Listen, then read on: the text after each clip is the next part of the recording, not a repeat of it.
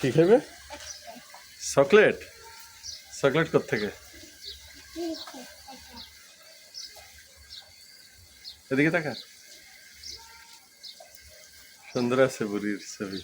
এই যে ছোট বুড়ি কি খাবে? হ্যাঁ স্বাদ হয়ে গেছে দাদুর মতো।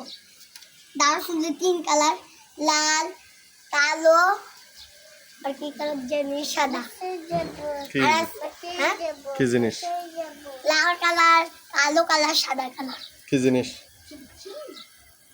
দাদুর মাথায় এত কালার। কি ফুল?